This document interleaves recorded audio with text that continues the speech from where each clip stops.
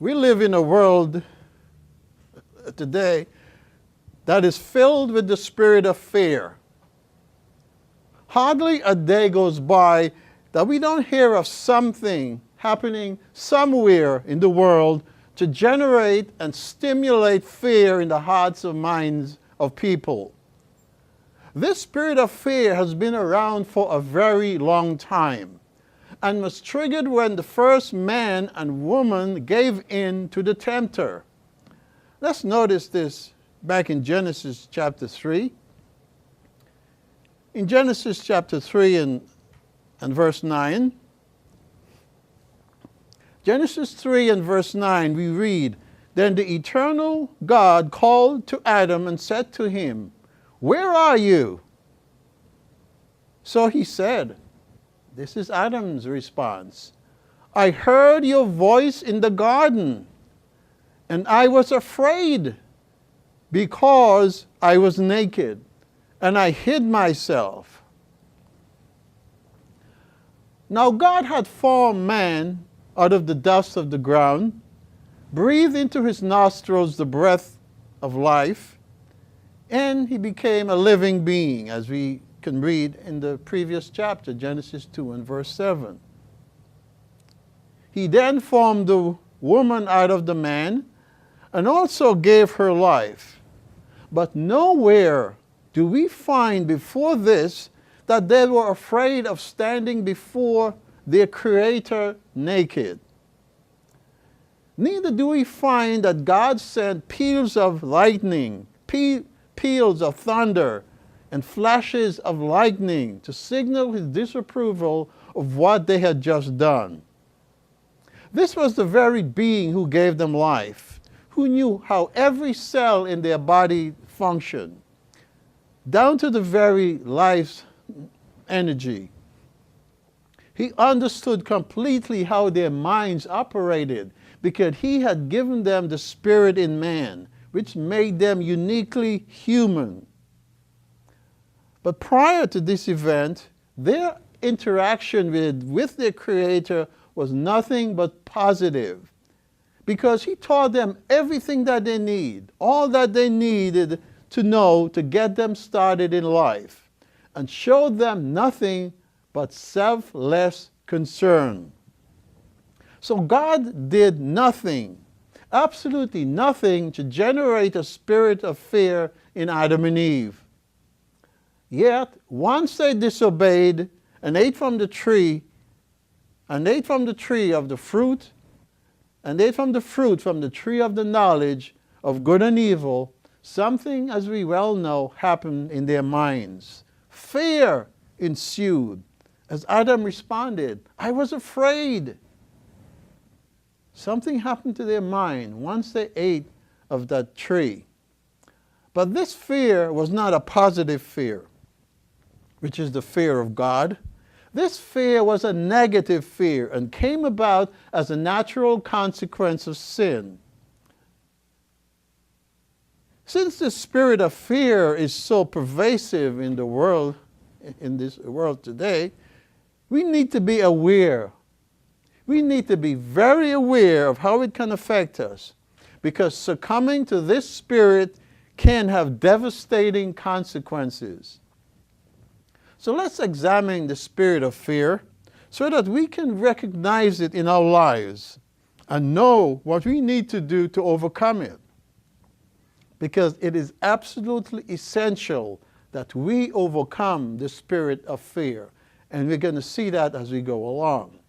But the first question before we begin is, where did this spirit of fear come from? Where did this spirit of fear come from? It didn't come from God, as we saw earlier. But let's notice a definitive statement which says that. In 2 Timothy 1 and verse 7. We're quite familiar with this verse. 2 Timothy chapter 1 and verse 7 states, "For God has not given us a spirit of fear." And we know what the rest of that verse says by memory. God had instead given us a spirit of power and of love and of a sound mind. But this Verse starts out with the fact that God has not given us a spirit of fear. Again, this verse tells us unequivocally that the spirit of fear did not originate from God. It is never God's intention to intimidate, terrorize, or make anyone insecure with this spirit. The all-powerful, omnipotent God does not need to incite in anyone fear in this matter. Now, the word translated fear, as we just read in 2 Timothy 1 and verse 7, the word translated fear, it's used only in this verse. This is the only place it's used in the New Testament. It also means timidity, fearfulness, cowardice, and includes the general idea of a lack of confidence. And we're going to see how all these meaning plays out in the spirit of fear. Now, since God has not given us this fearful spirit then the originator is none other than Satan the devil. Because as we well know, he is called the prince of the power of the air. Scripture tells us that in Ephesians chapter 2 and verse 2. Let's turn to Romans 8, and we're going to see something else about the spirit of fear. Romans 8 and verse 15. Romans 8 and verse 15. Paul writes, For you have not received a spirit of slavery, leading to fear again, but you have received the spirit of adoption, by which we cry out, Abba, Father. Paul emphasized here that God did not give his spirit to cause us to revert back to operating under fear that we were being constantly bombarded with from the adversary. That was not God's purpose to give us this type of spirit. The spirit of fear, as Paul brings out here, extremely important for us to understand. The spirit of fear is a spirit of bondage. It enslaves. It is the spirit by which human beings maintain control over other human beings. And sad to say, brethren, even some of those who claim to be true servants of God, they strive to maintain control over those they have responsible for by this spirit of fear. It is the spirit of fear that enslaves. A life dominated by this fearful spirit is a life of slavery. And Paul reminds us, this does not from God. God doesn't want us to go back. God brought us out of that, as we're going to see as we go along. It is the same control that the prophesied beast power will cause those under its jurisdiction to buckle under due to the fear it will incite. Let's notice quickly in Revelation 13, verse 16.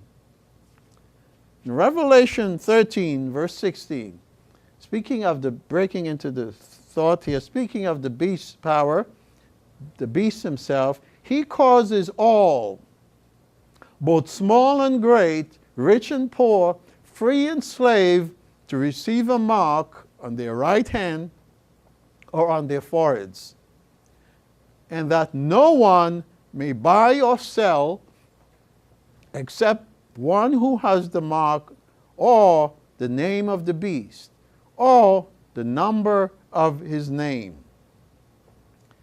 This individual, the devil, Satan the devil, will use this individual to enslave many through fear and intimidation. This spirit of fear is potent, and it is so strong that it can become infectious and spread like wildfire.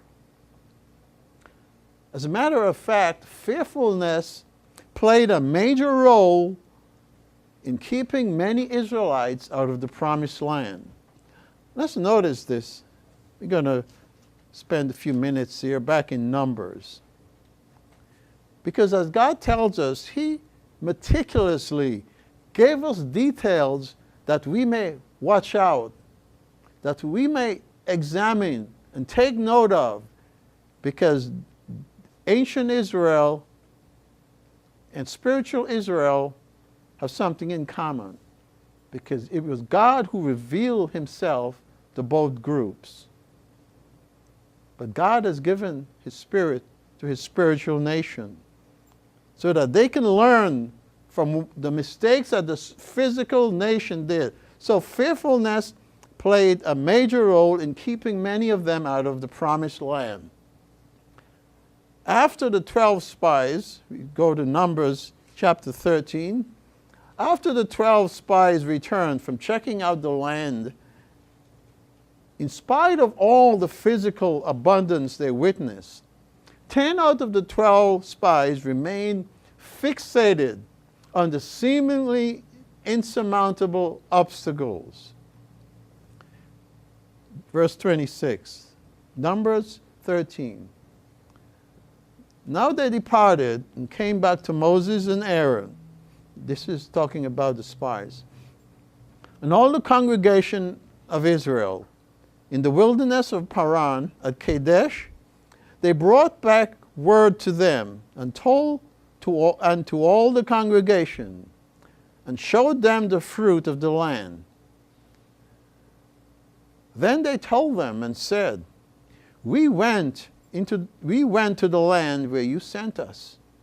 It truly flows with milk and honey, and this is its fruit. So what we find here is that first they came with the good news. They said the land truly flows with milk and honey. And they brought back the fruit. This is the evidence. What was the evidence they brought back? A cluster of grapes which took 2 men to carry.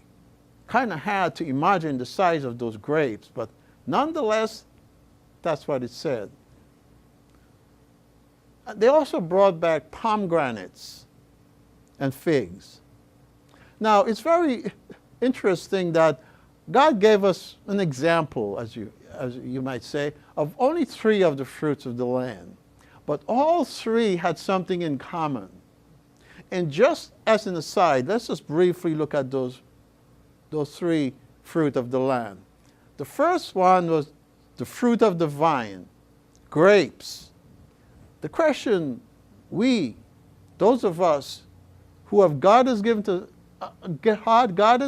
understanding, we know who the fruit of the vine is. In John 15 and verse 1, you don't have to turn there. John 15 verse 1, I am the true vine, and my Father is the husbandman. So we know who the vine is.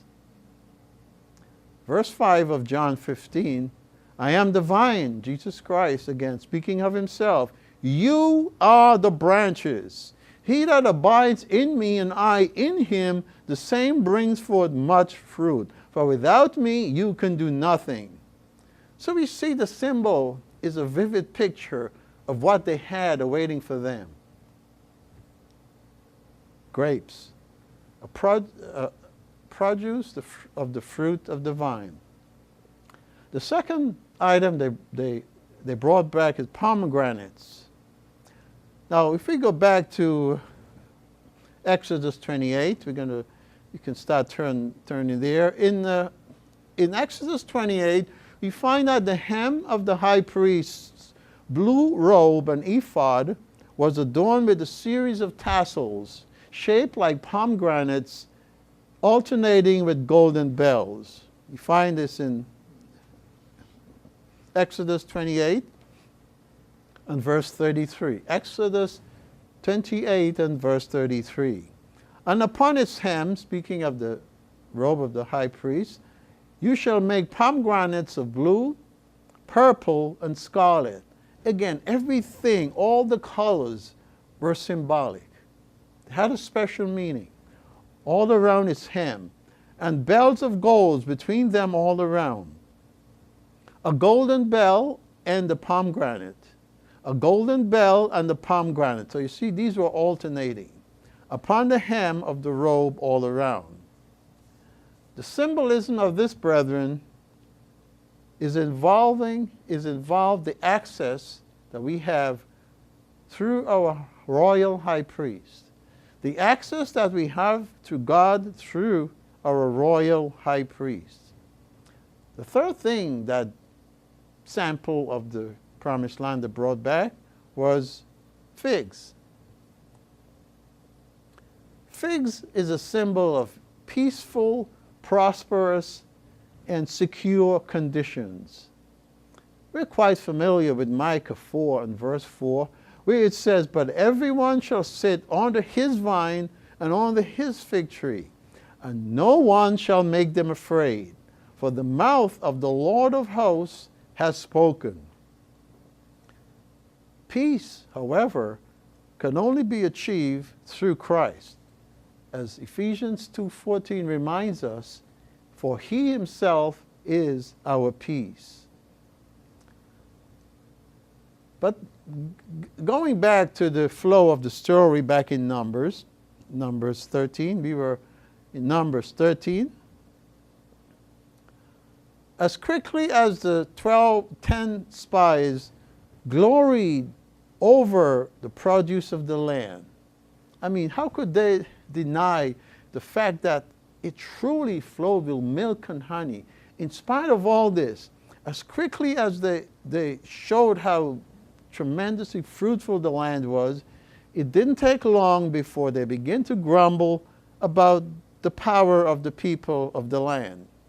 So first they gave the good news, now next follows the bad news. As the old saying goes, there's good news and bad news. Verse 28, Numbers 13. "Nevertheless," they said, "the people who dwell in the land are strong. The cities are fortified and very large. Moreover, we saw the descendants of Anak there. The Amalekites dwell in the land of the south.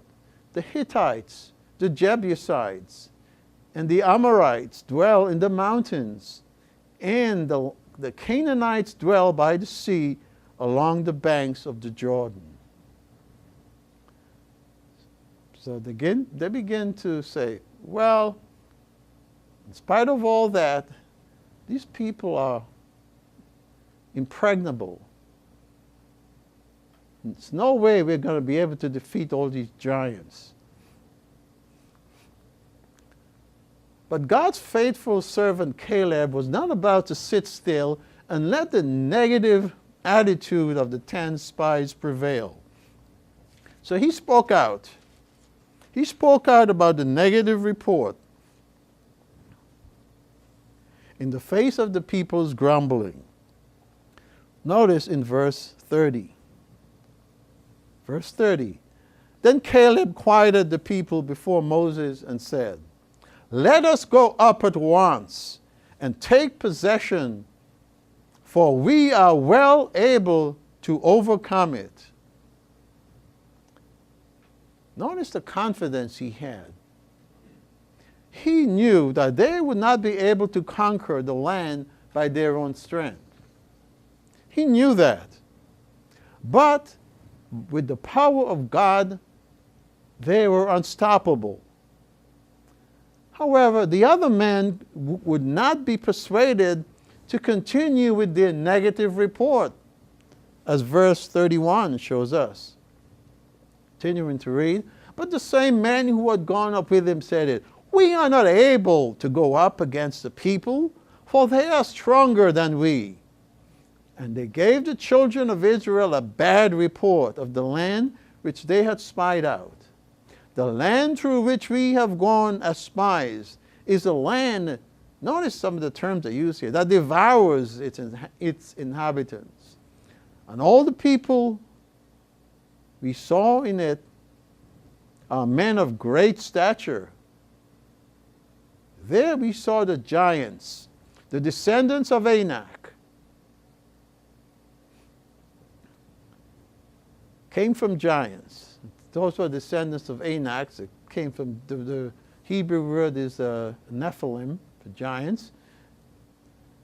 And we were like grasshoppers in our own sight. And so we were in their sight. Talk about exaggeration. They actually used the same term Caleb used, except they turned it on its head, except in a negative way. Caleb had said emphatically, as we just read, "Let us go up at once, for we are well able to overcome it." But the majority of the spies replied with fear and trepidation, "We are not able to go up against the people, for they are stronger than we." Their words stood in direct opposition to not only the words of the faithful servant Caleb, but against Moses, Aaron, Joshua, and ultimately against God. Let's look again at the language these men used, which no doubt incited the spirit of fear in the hearts of the Israelites. You can consider you're hearing this. Is this what I have to face? The question going through the minds of some of these people, they use terms as we just read. The land devours its inhabitants. All the people we saw were huge. We even saw giants there, the descendants of Anak. Next to them, we felt like grasshoppers. What person in their right mind would want to go to a place where dangers such as these abound? But God had promised them full possession of the promised land. Their message of fear and apprehension focused the Israelites on the seemingly overwhelming obstacles rather than on God. Consider, brethren, the example as we go through this life. As we go through these lives and notice what their focus was on the negative of what they couldn't do of their own strength. How many times do we get bogged down with this spirit? With the spirit of negativism, fear. God has shown us what happened to people who did just that. They focused on the physical rather than on God. This was the same being, the same God who had already delivered them from the bondage of Egypt not too long ago. The question is, would God have delivered them from one powerful enemy only to have them swallowed up by another? It's an indirect accusation of God being unfaithful. The Israelites saw themselves being consumed rather than conquerors through their God. The congregation of Israel reacted to the majority report with fear and frenzy, discounting totally the credibility of Caleb's report and his visionary challenge to go forth and conquer the land with God's power and God's presence. Let's continue to read in chapter 14, the next chapter.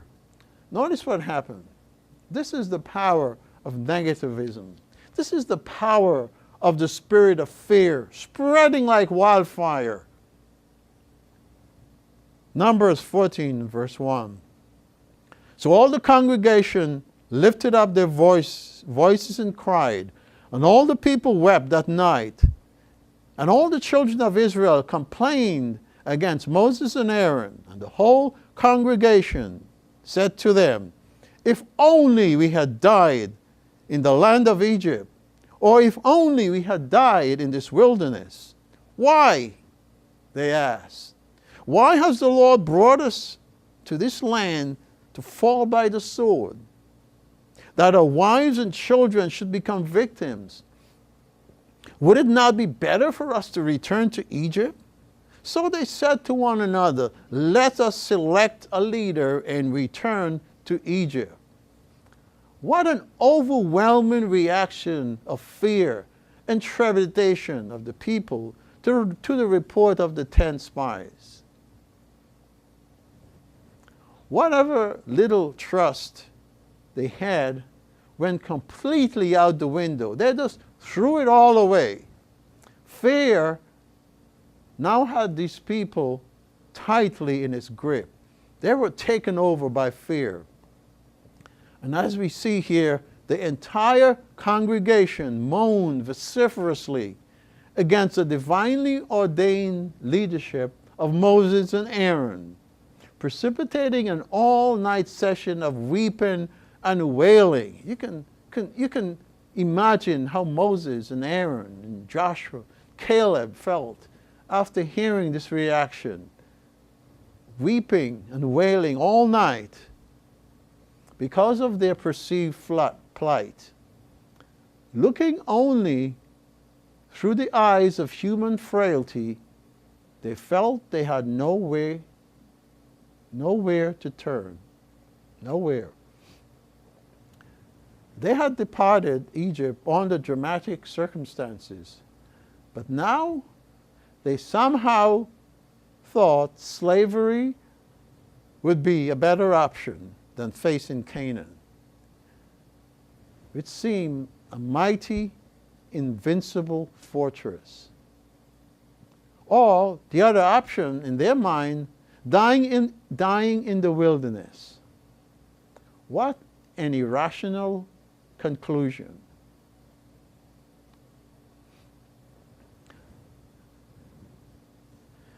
As we read these verses here, these first few verses in Numbers 14, and we look at the original Hebrew expressions, the intensity of the lament was heightened further by their stated preference. You know, when he talks about they lifted up their voice and cried. These two expressions are merged into one expression of intense lament as the people bemoan their situation. Brought upon themselves. Remember, they brought this upon themselves through their unbelief in God's promises and power. The very people who had seen the marvelous and miraculous demonstration of God's omnipotence against the all-powerful Egypt was now longed, yearned to return to a world of bondage, rather than believing in the blessings that awaited them.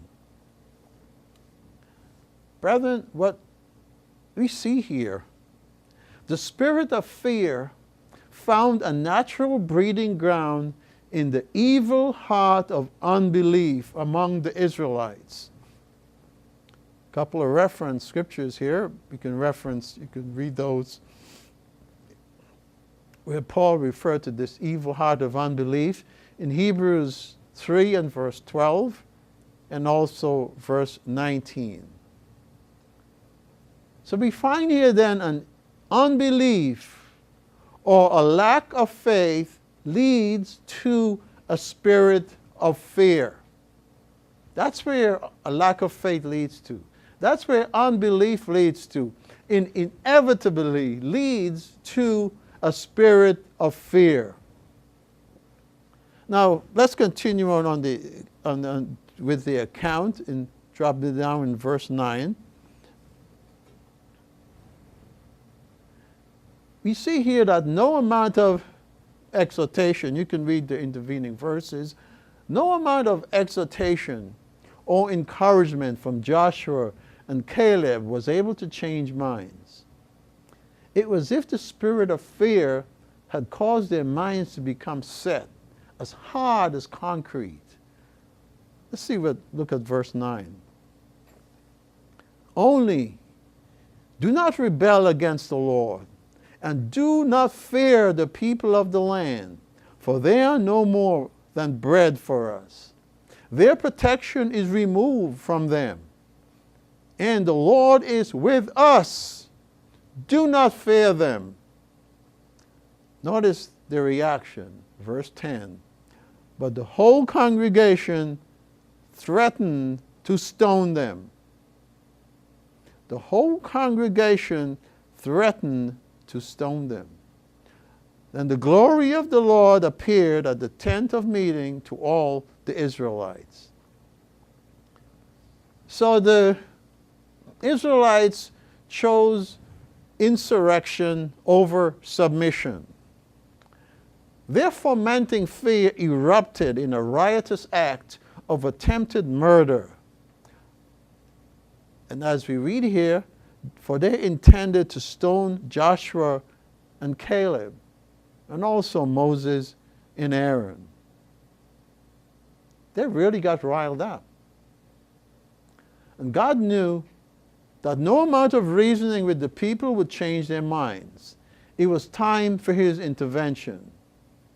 God knew it was time for him to intervene. So God brought judgment upon those who rebelled. They rejected the land so that they will not see the land. Since they rejected what God had for them, God took away their privilege that he had offered to them to see the land. So we see the slide down, this slide towards oblivion here. Lack of faith in God led to fear. Fear led to destruction. They were so close. They were so close to entering into the promised land, yet so far. It was as if it wasn't as if they never saw any of the fruits the spies brought back. They were overtaken by the spirit of fear. Brethren, this account has tremendous implications for those God is working with now. Just as ancient Israel were on the brink of entering into the promised land, the promised land of the kingdom of God is right ahead of us. Just as fear, fueled by unbelief, kept many of them from entering into the promised land, so too, fear will keep us out of God's kingdom. Fear, brethren, will keep us out of God's kingdom. In Revelation 21 and verse 7. Notice the words of Jesus Christ as recorded by the Apostle John. Revelation 21 and verse 7. He that overcomes shall inherit all things. Overcomes means overcome fears and all the other things that are unacceptable to God. And I will be his God, and he shall be my son. Verse 8. But note what it says here. Note, brethren, what comes first. It may seem like a small thing, but it is not. It is huge. Verse 8, it says, but the fearful and unbelieving and abominable, murderers, whoremongers, sorcerers, idolaters, and all liars shall have their part in the lake which burns with fire and brimstone, which is the second death. God views being fearful very seriously. Because as this scripture plainly tells us, we will be excluded from the kingdom if we do not get rid of this spirit. It is not an option. We must get rid of it. Now, of course, we know that it is not a physical land that we are looking forward to as ancient Israel did. But just as Israel, we also have ample descriptions of what our inheritance will be like. They saw something physical. They saw the cluster of grapes. They saw the pomegranates and the figs. But God has given us much more, so much more, for our minds to hold on to about what He has in store for us. So the question then we need to consider is, how are we dealing with the spirit of fear? How are we dealing with the spirit of fear? As we said earlier, day after day, we find something happening in this world that causes us to shake our head and incite fear among the inhabitants of this earth. We're not excluded. We are all susceptible to this spirit. But the tragedy is the end result will be the same. Failure to obtain the inheritance God wants to give us if we don't recognize our susceptibility and learn these vital lessons. Because remember, we are at war. We are at war against an enemy more potent than the sons of Anak, than the Amalekites, the Jebusites, the Hittites, and the Amorites, all put together. But the battle we are fighting is on a spiritual level.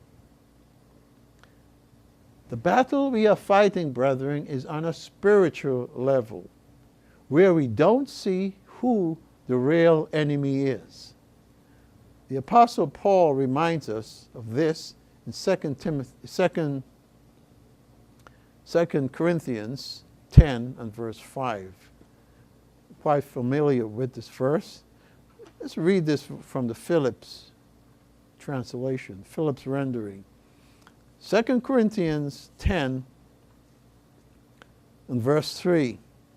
The truth is that although we lead normal human lives, the battle we are fighting is on a spiritual level. The battle we are fighting is on a spiritual level. This means that the threat to us is even more insidious. We noted earlier what occurred to Adam and Eve when they disobeyed God, and something happened in their minds. So whether real or imagined, the battle we are fighting against, being fearful, takes place in the mind. We are fighting a battle on a spiritual level. Let's notice some instruction that Moses gave to ancient Israel. These instructions, again, were given to them prior to this new generation entering into the promised land. Deuteronomy 20 and verse 1. These were some instructions Moses gave Israel to fight battles. Deuteronomy 20 and verse 1. When you go out to battle against your enemies, and you see horses and chariots and people more numerous than you, do not be afraid of them. Why? For the Lord your God is with you. This is Moses' instruction to Israel. Because they would have to fight, inevitably. They would have to fight. Of course, more and more they decided they want to fight on their own. They decided they were going to do it their way. But this was Moses' instruction to them initially. Verse 2. So shall it be when you are on the verge of battle that the priest shall approach and speak to the people. And he shall say to them, this is what the priest now told the people. Hear, O Israel, listen, pay attention, Israel, hear. Hear, O Israel, today you are on the verge of battle with your enemies. Do not let your heart faint. Do not be afraid. Do not tremble or be terrified because of them. How many ways could Moses have thought of to tell him, don't be fearful? And yet we see the emphasis here, time after time.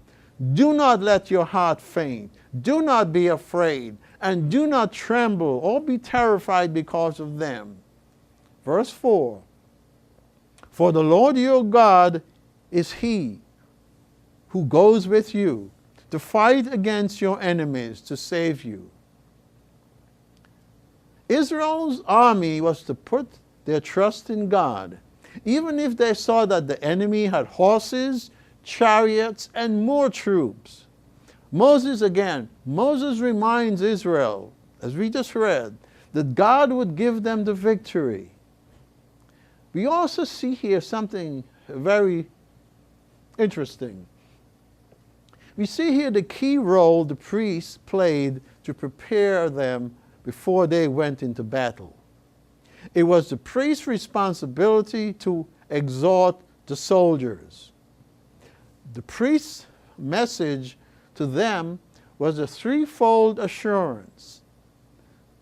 This is what the priest, again, was to say to them. He was to assure them before they go into battle. The Lord, number one, the Lord goes with you. Number two, He will fight for you. And number three, He will save you. Nothing here about the amount of people they can amass to save themselves. The focus was on God, time and time again. Now, consider, if God focused His people so much on Him, and they were fighting a physical battle, how much more are those of us who are fighting the battle on a spiritual level, where we don't even see the enemy? But this is what the priests assured them. God, the Lord goes with you. He will fight for you. He will save you. The people were to have no anxiety about the outcome of the battle, because God would be present with them in the thick of battle and would grant them the victory. Now, it doesn't take much of an imagination to get very anxious and downright afraid when you're faced in a situation that is overwhelming. It is not something we even have to think about. It just happens. It happens almost automatically. We're in a situation where we're overwhelmed. Fear just finds its way in.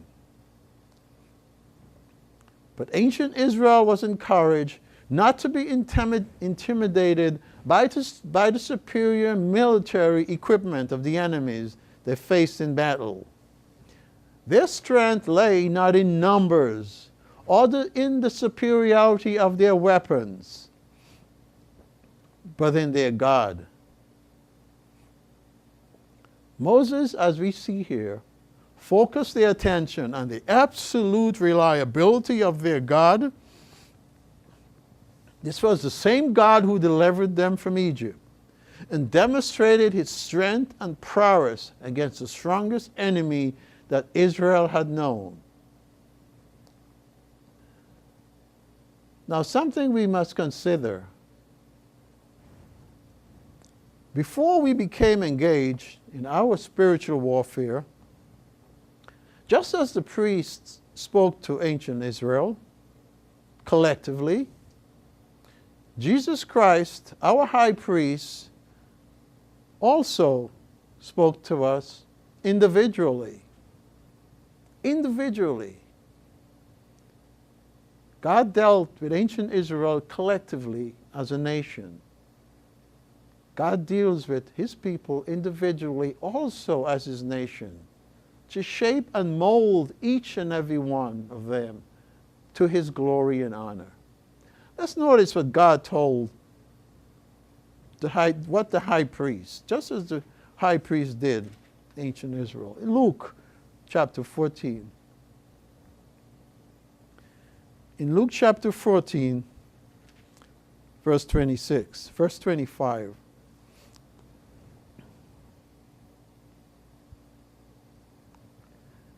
And there went great multitudes with him. And he turned and said to them, this is what Jesus Christ told them. If any man come to me and hate not his father and mother and wife and children and brethren and sisters, yes, and his own life, he cannot be my disciple.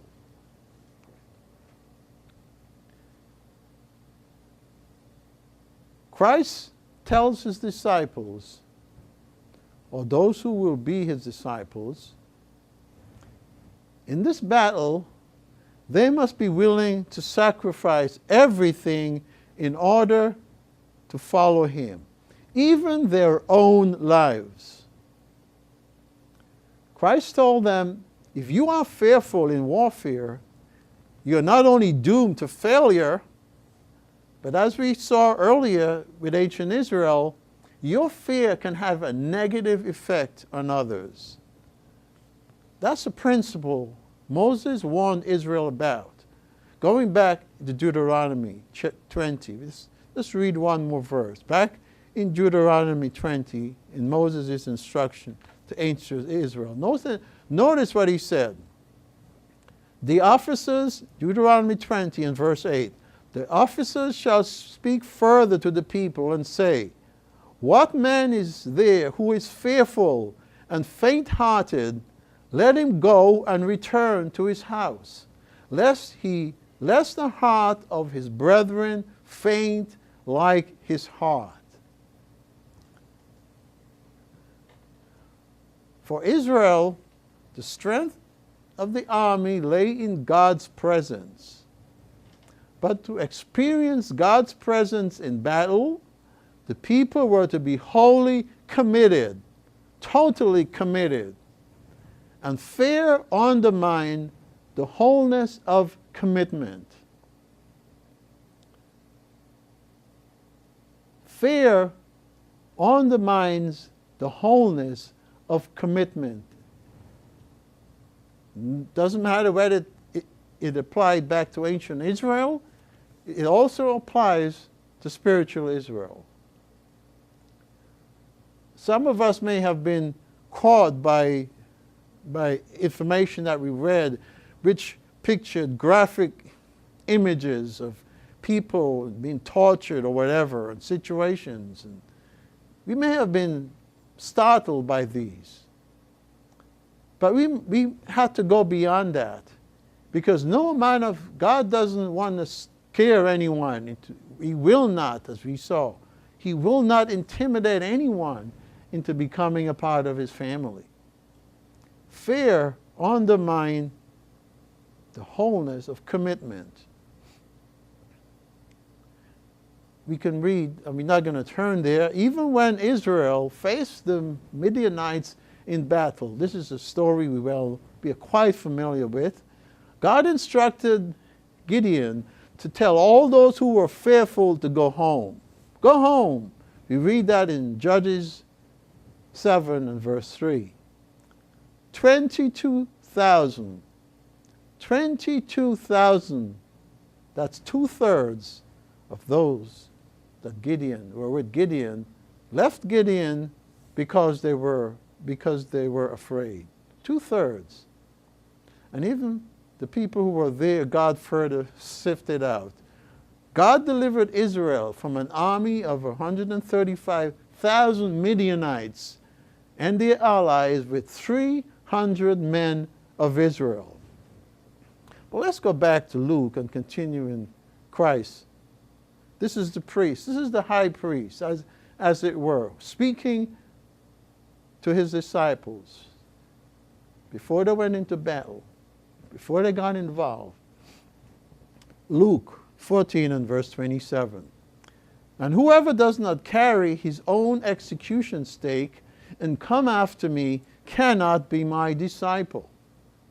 For which of you, desiring to build a tower, does not first sit down and count the cost, whether he has sufficient for its completion, lest perhaps after he has laid the foundation and is not able to finish it, all who see it began to mock him, saying, this man began to build and was not able to finish. All of us, no doubt, received this caution prior to making a commitment to follow Christ. Jesus Christ's warning to us was, count the cost. All of his disciples were warned in clear, unambiguous terms. What you are about to get involved in demands nothing less than total commitment. Consider, brethren, are we constantly evaluating, examining our level of commitment? Because the reality is our commitment is constantly under attack. The adversary never wastes an opportunity to go on the offensive. And unless we are taking positive steps to fight off his attack, serious damage will be sustained. Make no mistake about it. Unless there is complete wholeness in our commitment, the spirit of fear will eventually overtake us. Because we will begin to say, wait a minute, things are getting hot and heavy here. The battle there, missiles flying all over, they're getting too close for comfort. Continuing in Christ's instruction to his disciples in verse 31, Luke 14 and verse 31. Or what king going out to wage war against another king will not sit down first and consider whether he is able with 10,000 to oppose the one who comes against him with 20,000. The king is outnumbered 2-1. If he cannot, then while the other is still far away, he sends a delegation and asks for terms of peace. So Christ continues his admonition to his disciples now. So therefore, none of you can become my disciples if you do not give up all your possessions. Now we see here, Jesus did not say the disciples must be willing to renounce everything. He said that a person must give it up. In your mind, it doesn't belong to you anymore. It belongs to Christ. Give it up. What is one of the most, and I might venture to say, if not the most difficult thing for us to give up? What is the most difficult thing for us to give up? It is our own life. Our lives. We are well familiar with the extraordinary means people go to preserve their lives. The adversary knows this very well and uses fear to coerce us into conduct and decisions that are not sound and right before God. Because remember what we said earlier. God did not give us a spirit of fear, but of power and of love and of sound mind. But if we operate on the spirit of fear, we will not be able to fully utilize that power, which has the fruit of that power, love, and the fruit of making decisions from a sound mind, on the basis, that is, of a sound mind. In spite of the fact that God has given us an understanding of what lies beyond this physical life, we are not immune from the fear of death. We are not immune from it in a special way. Satan's way of thinking is clearly expressed when God allowed him to put Job to the test. We're not going to go through all that. We don't have time for that. But let's just look at the principle that he operates on. In Job 2 and verse 4. This is an important principle for us to understand. Because he operates on this basis. He knows this. Job 2 and verse 4 states, "So Satan answered the Lord and said, Skin for skin, yes. All that a man has, he will give for his life." Self-love and self-preservation are very powerful operating principles in the hearts and minds of men. An individual will give up everything to save his life. We are no exception, brethren, if we operate based on the spirit of fear. Satan knows this and operates on this premise to enslave all mankind. The normal human reaction is to do everything in your power to preserve your life when it is threatened. This fear Satan injects into us is a powerful motivator to act contrary to what Christ requires. What this ends up being, brethren, is the fear of death can be worse than death itself. It exerts an enormous amount of control over the way we think. Let's notice what the Apostle Paul has to say about this in Hebrews chapter 2. Hebrews chapter 2 and verse 14. Hebrews 2 and verse 14. This is from the New International Version rendering. "Since the children have flesh and blood, he too shared in their humanity, so that by his death he might destroy him who holds the power of death." That is the devil. And notice what the effect of this destruction of the one who holds the power of death. "And free those who all their lives were held in slavery by their fear of death." It was the purpose of the two eternal beings, the ones who we read in Genesis called Elohim.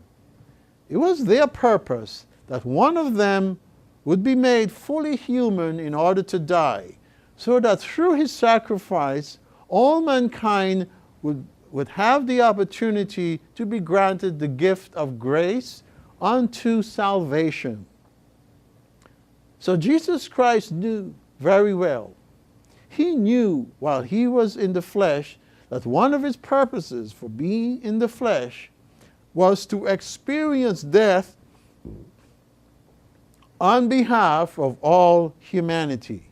And we see Paul brings this out in verse 9. We're not going to read there. We can read it where it says, but we see Jesus who was made a little lower than the angels, and so on, so that he could experience death on behalf of all humanity. The death of God in the flesh was to destroy the one who has the power of death.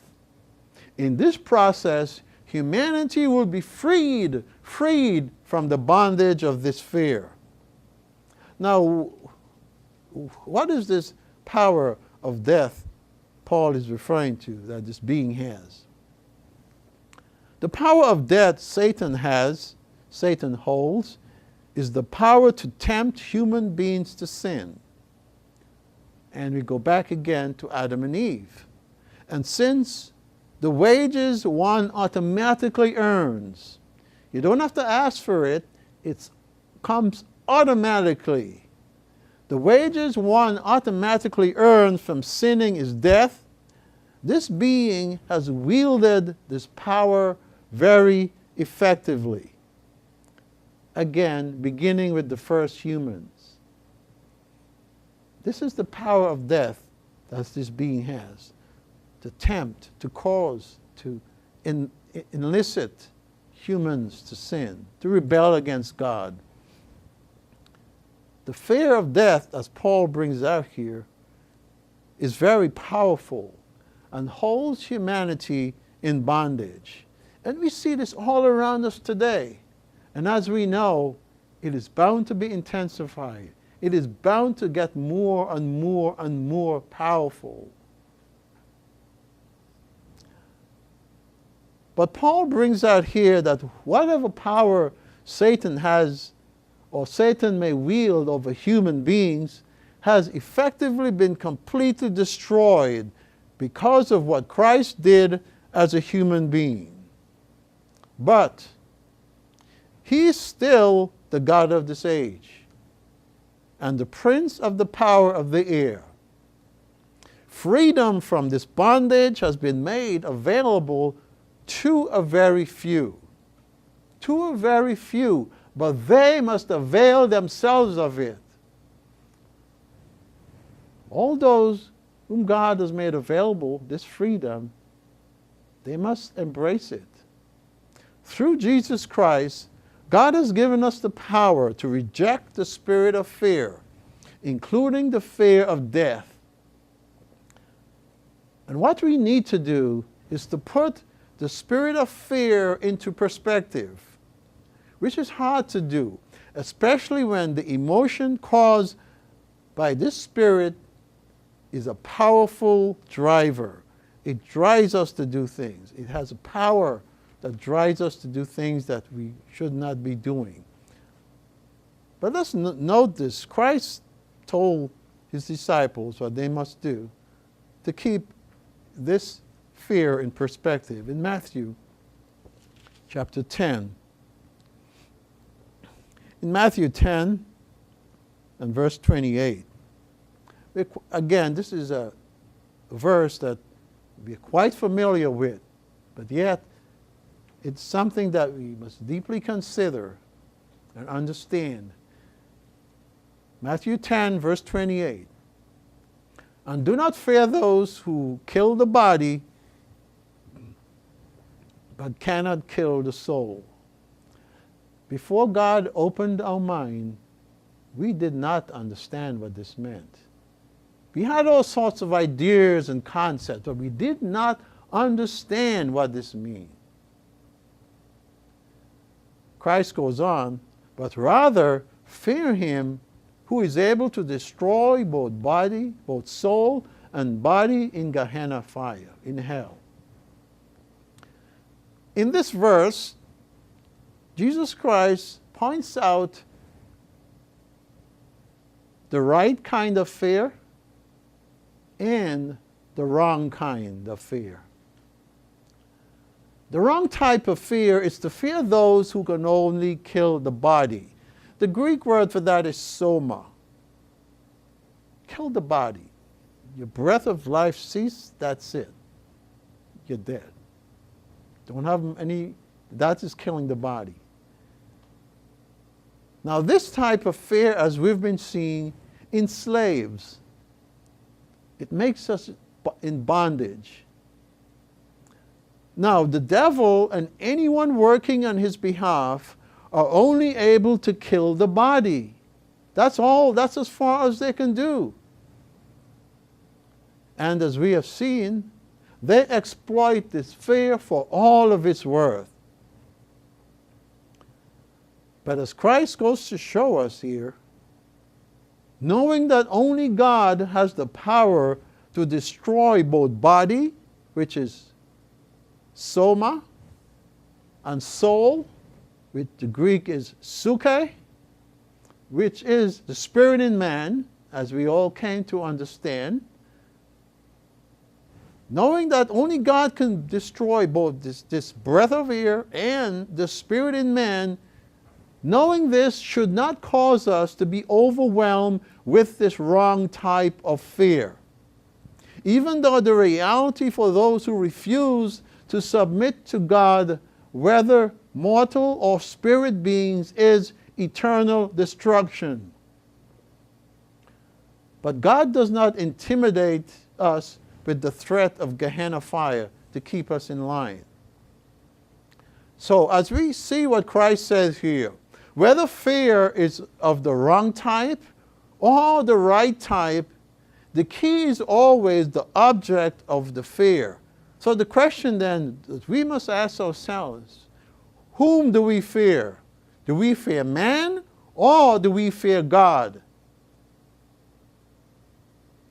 If the fear is directed towards God, then that type of fear will bear good fruit, because we will not deliberately obey God. But if the fear is directed towards others, then it's a bad fear, because this type of fear keeps us in bondage. It is never a motivator to obey God from the heart. Never. So the question is then, what can we do to counter the spirit of fear?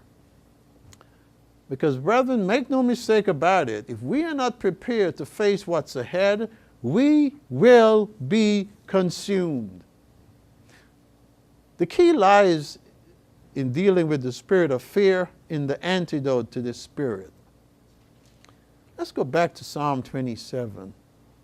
Because there was an individual who had the fear of death, could face the fear of death head on. Let's notice Psalm 27. And of course the heading said a Psalm of David, or as is in the original, it just says of David. Of David. This is from the pen of David, from the mind of David. David writes, "The Lord is my light and my salvation.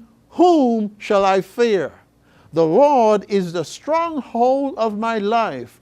Of whom shall I be afraid?" Notice twice in this verse, David emphasizes where his focus is, whom his focus is on. So in this psalm, David, there are many keys here, but in this psalm, David gives us many keys to deal with the spirit of fear. The first one we're going to look at, number one, is David's statement here, "The Lord is my strength and my salvation." Now, David could claim that God was his light because his focus was always on the light. He strove to walk by the light, and the light was in him. Following the light meant it would lead him to salvation. The Lord is my light and my salvation. When one follows the light, it inevitably leads to salvation, but one must follow the light. David followed the light because we know he is awaiting the salvation that God promised him. David's strong affirmation in this verse reminds us of the words of the Apostle John was inspired to record. Let's note this. Keep your place in Psalm 27. We're going to come back. Let's go to John chapter 1 and verse 4. Let's just read a few verses and see the mind of God, the mind that John was inspired, that same spirit that the Apostle John was moved to record these events. John chapter 1 and verse 4.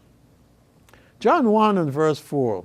"In him was life," speaking of Jesus Christ. And he began by saying, "In the beginning was the Word, and the Word was with God." Verse 4, "In him was life, and the life was the light of men."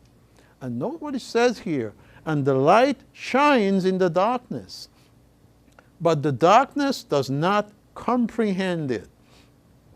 Now the Greek word that translated comprehend in this translation, it also means, and it's a better rendering, to gain control over, to overcome.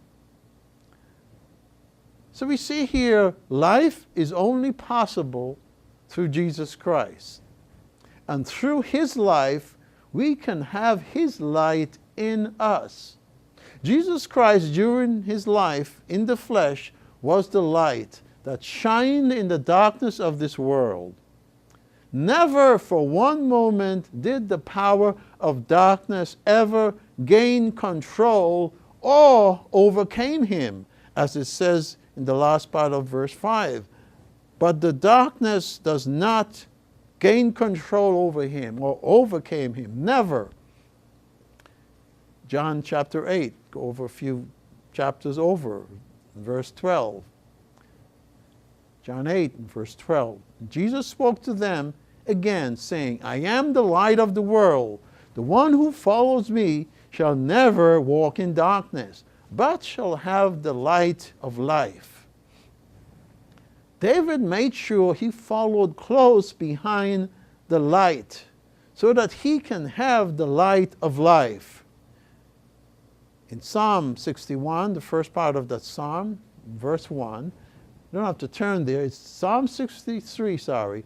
Psalm 63 and verse 1 states, my whole being, this is the Amplified Version, my whole being follows hard after you and clings closely to you.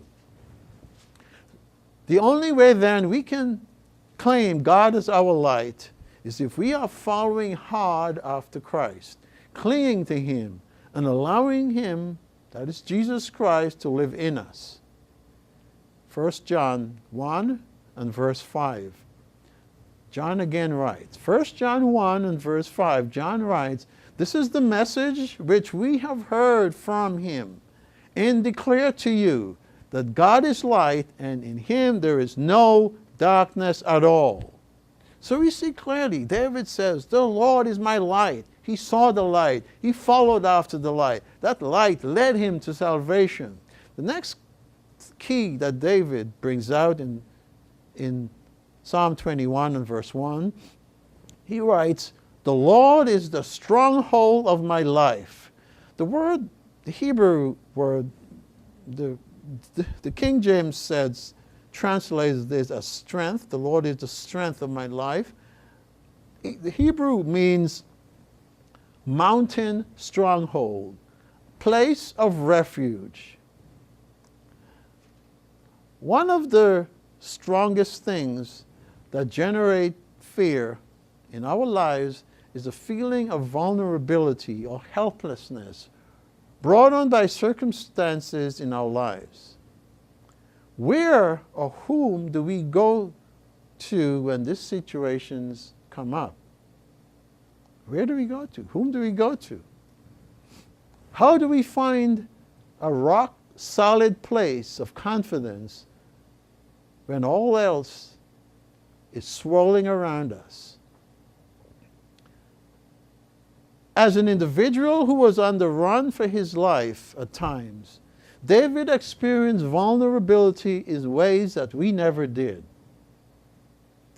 Yet, as far as he was concerned, the only secure place, the only place he had to run to was God. For David, God was the stronghold of his life.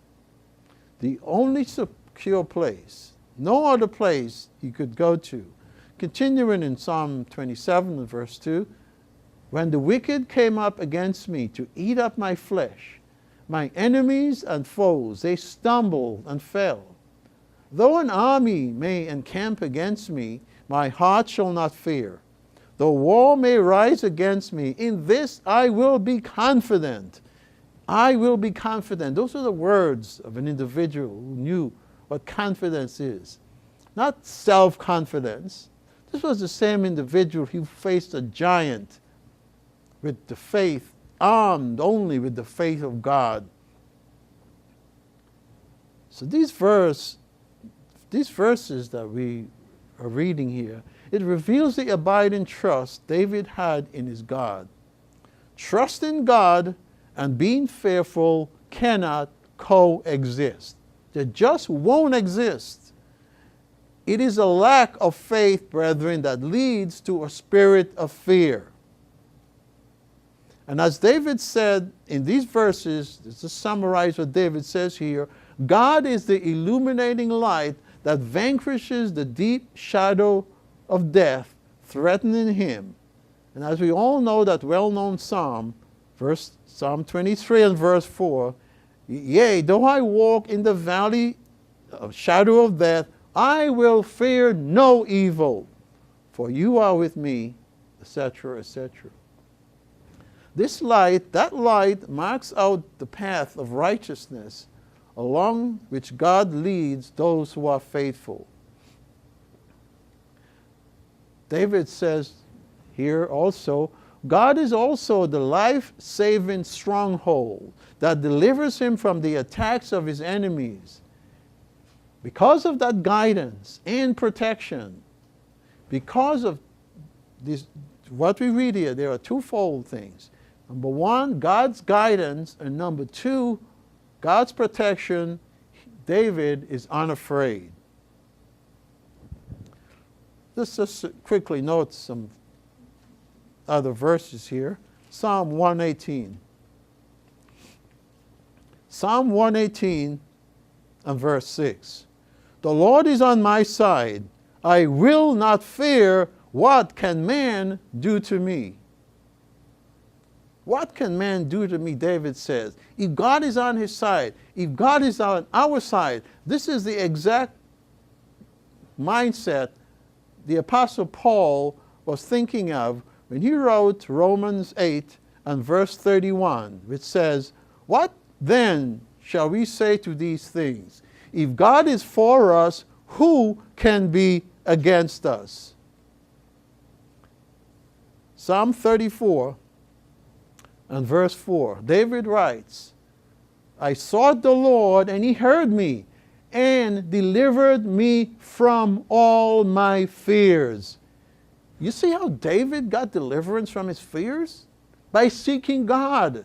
David, by seeking God, was not only delivered from his enemies, but from all his fears.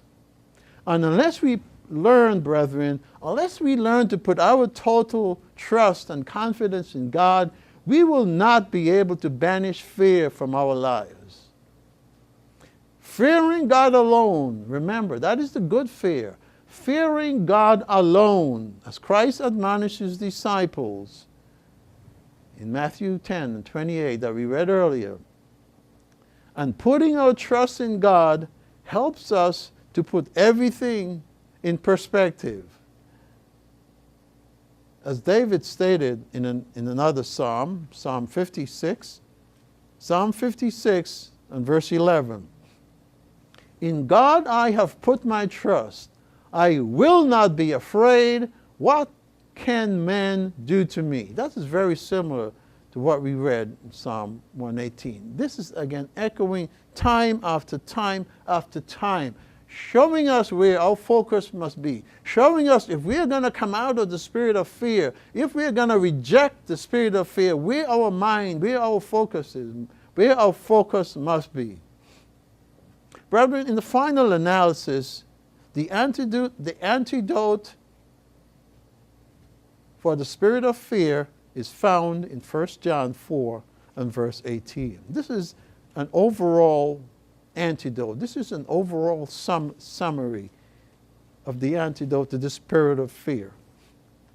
1 John 4 and verse 18. There is no fear in love. No fear. No fear of man. No fear of what man can do to us. There is no fear in love. Note what it goes on to say. Perfect love casts out fear. So if we want to cast out fear, we must be continually working on perfecting our love, perfecting our obedience to God, our commitment to God. Perfect love casts out fear, for fear has to do with punishment. Now, God does not want to throw us into the lake of fire, so he intimidates us by reminding us, if you don't do this, we understand that. The right fear of God motivates us to obey him. But this negative fear, he says, has to do with punishment. And whoever fears, that is the wrong type of fear, has not been perfected in love. So brethren, what we have to consider, if we are loving God with every fiber of our being, we will not be consumed with the spirit of fear.